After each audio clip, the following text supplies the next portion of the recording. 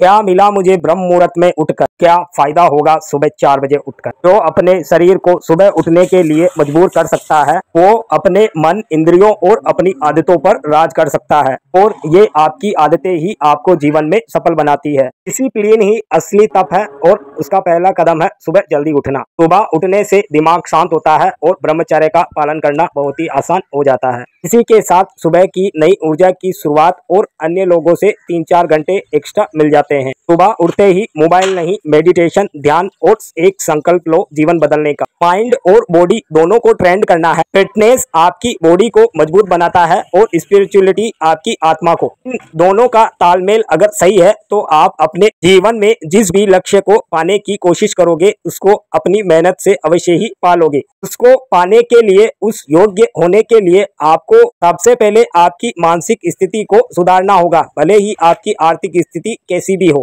क्योंकि सुबह तो एक अखबार वाला और दूध वाला भी जल्दी उठ जाता है, लेकिन उनकी डायरेक्शन गलत होती है। इसलिए दौड़ने के साथ साथ आपको जीवन में सही दिशा का ज्ञान होना जरूरी है, क्योंकि गलत दिशा में तो अपने घर का दरवाजा तक नहीं खुलता, तो फिर किस्मत की क्या औकात। यदि आप अपने जीवन को थोड़ा सा भी परिवर्तन करना चाहते हो तो केवल आप ही कर सकते हो। लोगों से सलाह लेने से या राय लेने से कुछ भी नहीं होगा। जो राय आप लोगों को देते हो उस राय पर खुद को अमल करना होगा। जीवन सबके लिए एक जैसा नहीं है, लेकिन समस्याएं सबके जीवन में है। सब अपनी अपनी परिस्थितियों से अपनी मानसिक स्थिति के कारण जूझ रहे हैं। यदि वह अपनी मानसिक स्थिति चेंज कर दे तो पूरा जीवन ही चेंज हो जाएगा। इतने बड़े बदलाव के लिए आपको जीवन में छोटे छोटे बदलाव लाने होंगे। अपनी आदतों को सुधारना होगा। इसकी शुरुआत आप आने वाले कल की सुबह से ही कर सकते हो, लेकिन वह कल केवल कल ही होना चाहिए, क्योंकि कल कभी आता ही नहीं और हम